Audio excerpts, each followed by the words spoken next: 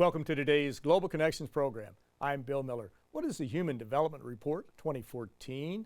How does the report focus on factors that affect how countries are improving the quality of life and standard of living for the people within their borders? We'll be back in just a moment to talk about these and other important issues.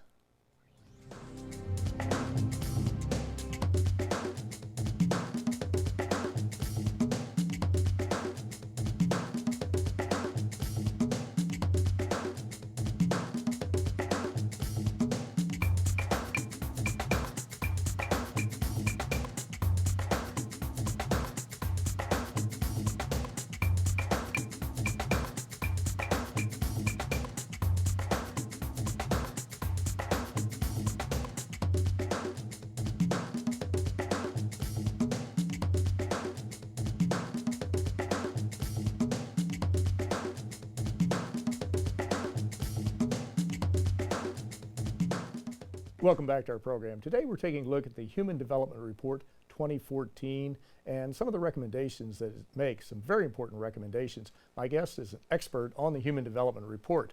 My guest today is Mr. Khalid Malik. Mr. Khalid Malik, born in Pakistan, has a professional background in economics, and he has held a variety of senior management and substantive positions at the United Nations and United Nations Development Program. Mr. Malik is currently serving as director of the Human Development Report Office in the United Nations Development Program called UNDP. Mr. Khalid Malik, welcome to today's Global Connections program. Thank you very much. Thank you for having me. I appreciate you being with me. Let's jump right into it and talk about the Human Development Report and your office. What is your office and what does it do within UNDP? Well, the office got started with the report in 1990, actually led by a Pakistani. I'm happy, just by chance I'm Pakistani myself. Mahbub al-Haq, who the first report started with a sentence which said, people are the wealth of nations. And that is really captures the philosophy and the driving thinking behind human development reports. And the basic argument is that if you invest in people, if you look after people, the people will look after the economy and society. So every year we produce the annual report. We basically look at how the world is doing, and we take a different topic each year and try to analyze the issues, look at data, evidence, and make recommendations. And if our viewers would like more information on this, they can go to www.hdr.undp.org and get a lot more information on Correct. the report we're going to be talking about. In fact, we may as well show the report right now. This is the 2014 version, and it's Human Development Report 2014, Sustaining Human Progress, Reducing Vulnerabilities, and Building Resilience. Well, let's talk about the title. I remember last year you had a very unique title and a unique cover too. This is a different title. What are we talking about when you say reducing vulnerabilities and building resilience? Well, last year's report was the rise of the South, the fact that 40 plus countries were doing better than expected, and the story of not just some millions but some billions of people doing better in the last decade. This year's report takes from a different perspective. It argues that not only can we see progress, or we should see progress, but also analyze how secure the progress is, and to understand the underside, the downsides of that progress in terms of vulnerability, and what are the measures needed to enhance resilience. So that's the focus of this year's report. And what are some of the key drivers of these vulnerabilities that affect countries and peoples around the world? Well, traditionally, analysis about vulnerability and resilience is about disasters, about conflicts. What we try to do in this report to dig a little deeper and understand some of the underlying drivers of vulnerability. If you are well educated, if you are healthy, if you are high income, you can deal with crisis far better than poor people. So if you are a minority, even if you're well educated, but if you happen to be in a country where you're not a full citizen, you feel vulnerable.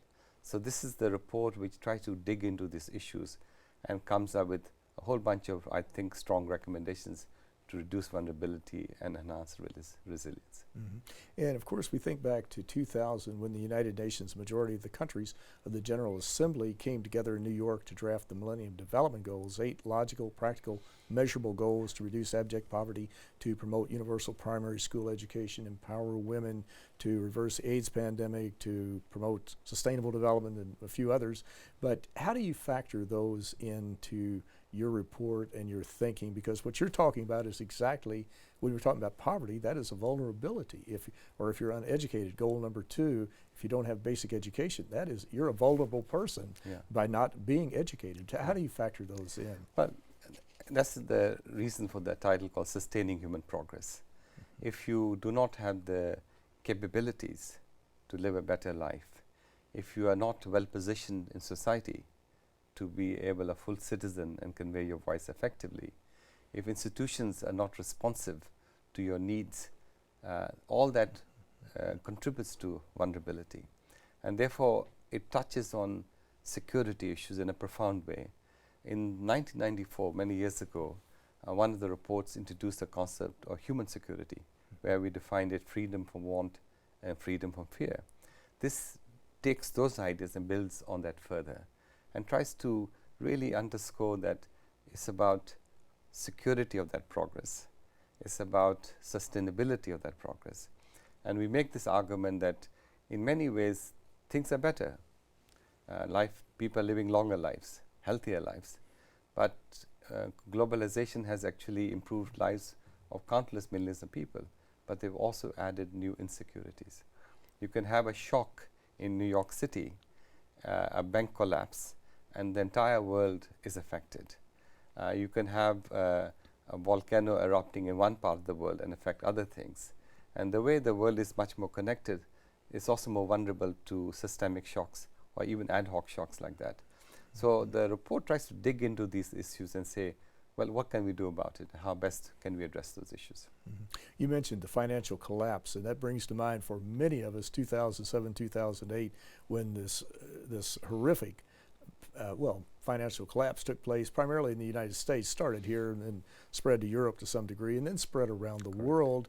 And of course, at that time, many institutions and individuals were so adversely impacted because many of them went bankrupt, they lost their savings, just a variety of different things happened. How do we compare today as far as coming out of this financial disaster that took place back in 2007, 2008? Are we becoming less vulnerable today, or did your report look at that? Or are we making the same mistakes that we made back at that particular time, and are we sitting on the brink of another financial disaster? Well, you asked very good questions. I wish we had a lot of time to go into those into those issues you raise. But what the report says is that progress in human development is slowing down across most countries in the world, and for the first time, a few countries, particularly in Europe, are beginning to regress, go backwards, which has never happened in the last 25 years. We've been looking at it. So I think there are causes for concern. And then you step back even further. You remember the Asian monetary crisis in the late 1990s, and the Asian economies suffered quite a lot, and it took a decade or so for them to recover from it. You can have these big shocks, and it has long-term consequences. And at that time, there was talk of creating regional mechanisms as shock stabilizers. So in the report, we started looking at how do we minimize this issue of a shock in one part of the world affecting the whole world, which is what the Great Recession of 2007, 2008 did. I think if you look at many parts of the world, it's a complicated picture. Europe, as you know, is still struggling, trying to improve things. Some countries are doing a little better, some countries are doing a little worse. And at the same time, the worry from our perspective is that when you have high unemployment rates, as in Spain of 25% and 60% among the young, you are really worried about the future, because when you have unemployment, you de-skill people in a very profound way. You reduce their sense of own well-being, and inequality becomes a larger issue. Violence becomes of concern to society. societies become unstable. All the evidence we've looked at so far, something we highlighted in the last year's report and also in this report, is that when you have more equal societies, things just work better, including the economy. When you have less equal societies, they don't work so well. So any move which stabilizes society, any move which improves the condition of people is very important. And also what the report argues is that we have to look beyond averages. And I'll give you a very specific example. If you compare the 80s with the 90s in the UK, the traditional thing was that the 90s were better than the 80s. But when you start looking at inequality and try to adjust for that, the situation almost reverses itself. So you have to ask basic questions. Whose growth, whose improvement are we looking at? And therefore, there's a whole argument in the report of putting people first in policies making. And there's a big commitment made in the report on universality. If you push for universal access to health, education, water supply and sanitation, if you push for encouraging governments to go back to aiming for full employment, because jobs are so much more important than the wages you get from it, it contributes to social stability, many things are possible. You can actually stabilize society and the world. And that's the big picture argument being presented in the report, that these are man-made issues and we can resolve them. That vulnerability is not a condition which should persist forever.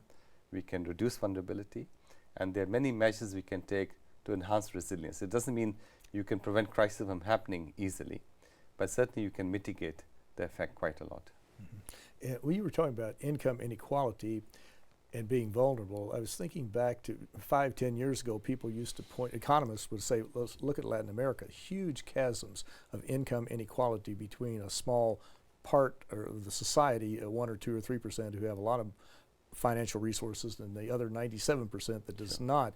Today they're looking at the United States and other countries like that, because the chasm has gotten so much wider, and you've almost seen really the gutting of the middle class to a large degree, because the middle class is just barely, in many cases, making ends meet as far as being able to pay the mortgages or to put their children through school or something like that, for a wide range of reasons. But did you look at that in the developed countries also, and not just the developing countries, but all around the world? Well, it's a global report, so we look at all categories of countries: high human development, low human development.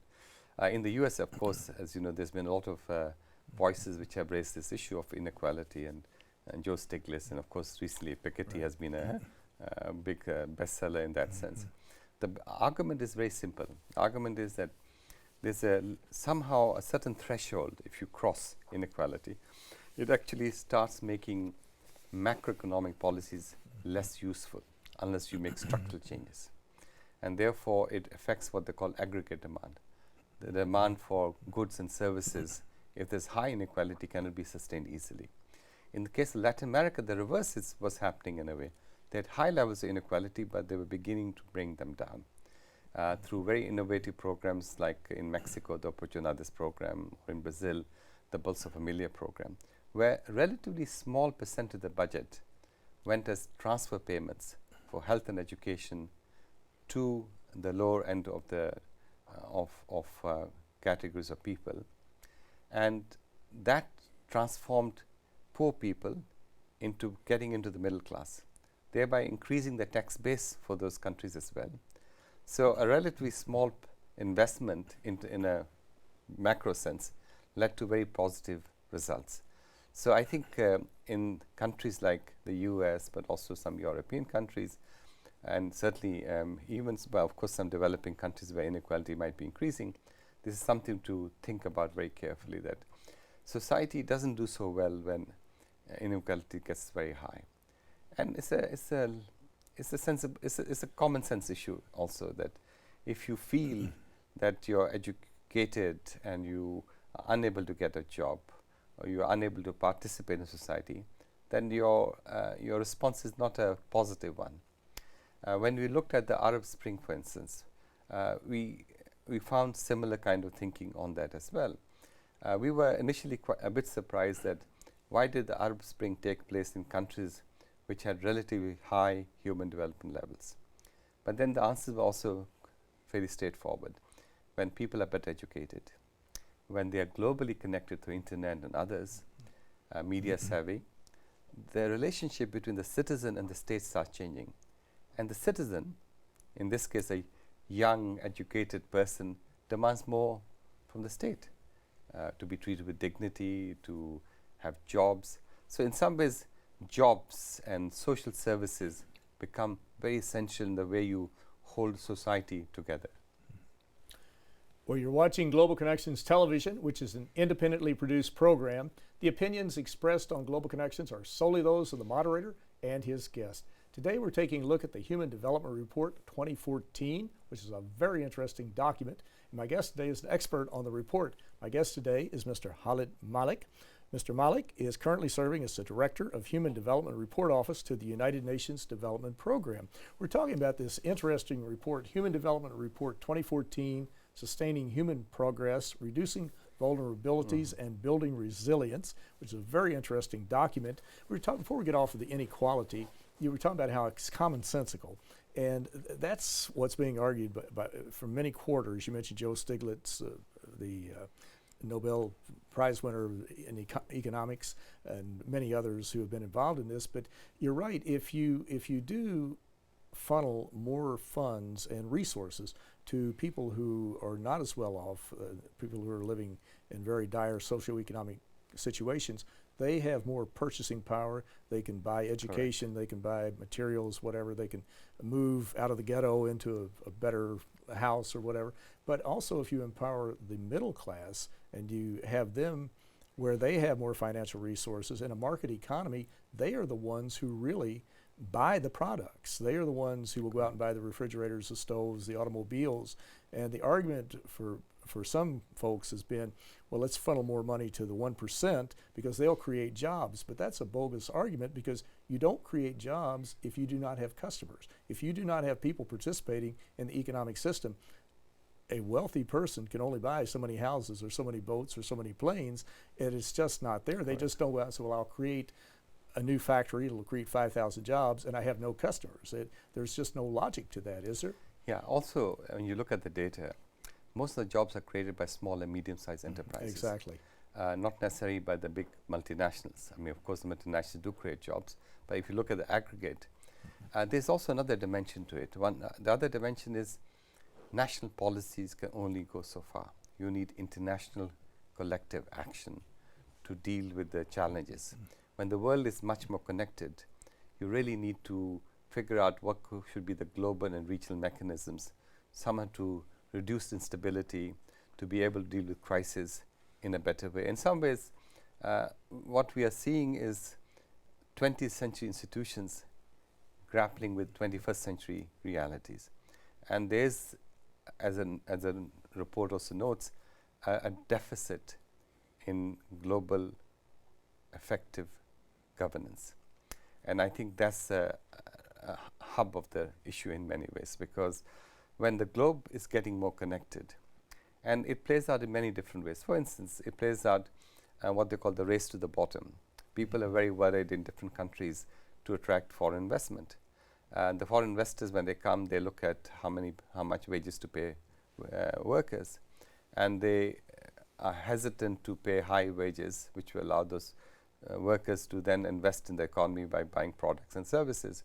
So there's a kind of a pressure to keep the costs down, and you have these global value chains where one thing starts from one end of the chain and it goes all the way through.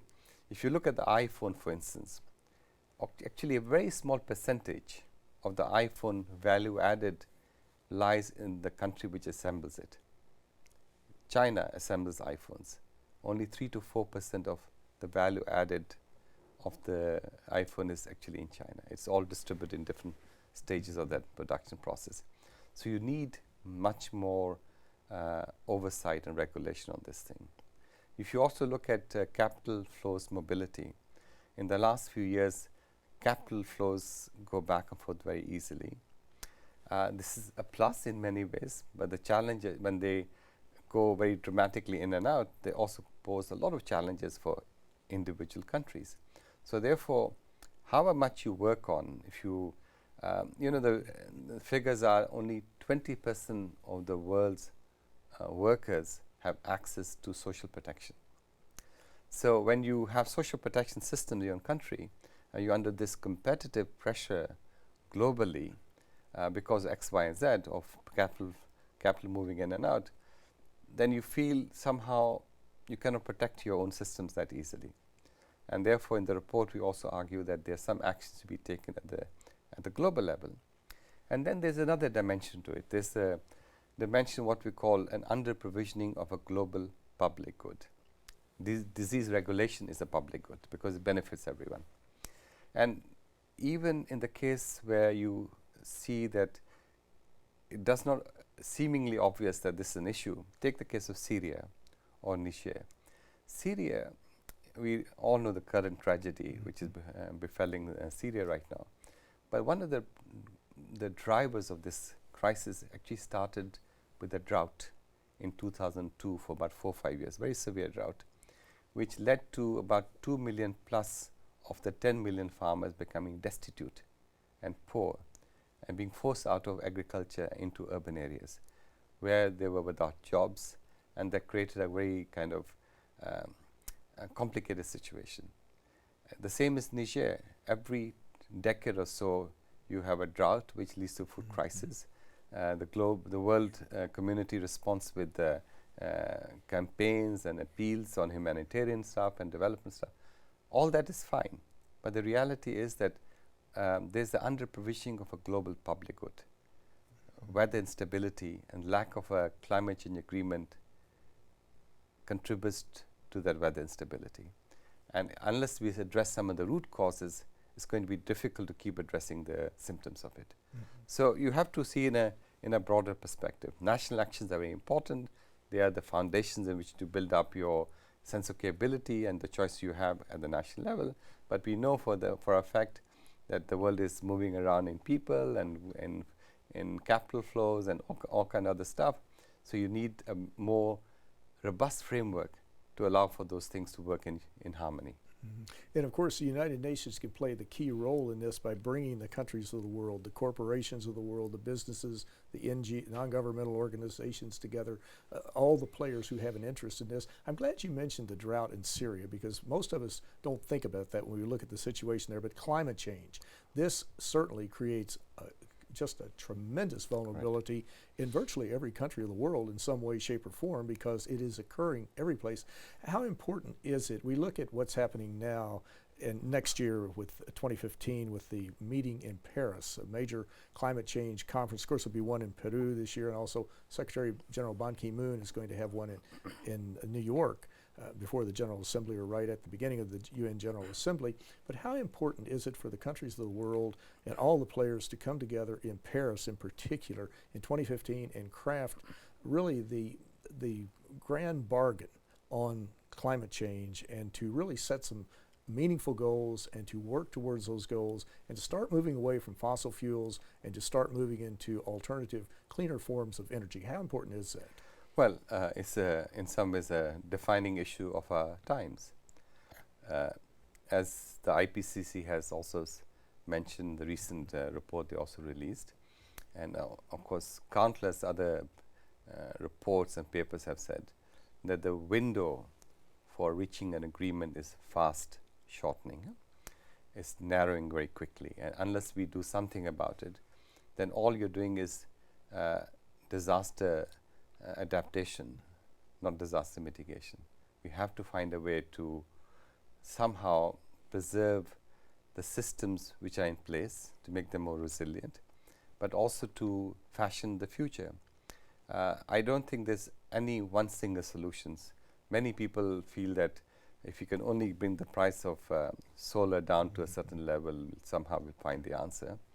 I think it's an important part of the solution, but also is to do with adaptation. And a few years ago, one of the reports we produced, the 2011 report on equity and sustainability, basically highlighted that poor countries and poor communities are bearing increasingly the brunt of climate change and unstable climates. So when disasters happen in one part of the world, it's the poor which actually get most affected. And therefore, we have to find a way to get out of it in a systemic way. And climate change agreements is very much part of that, to set clear goals, clear guidelines. And in some ways, to start moving the world towards that sustainable future. Exactly. That is exactly it, and that's a very good place to leave it. And of course, we would encourage everyone to look at the Human Development Report 2014. But Mr. Khalid Malik, I want to thank you so very much for a very interesting and a very informative program. Great pleasure. Thank you very much. I'm Bill Miller. Thank you for joining us on today's Global Connections program.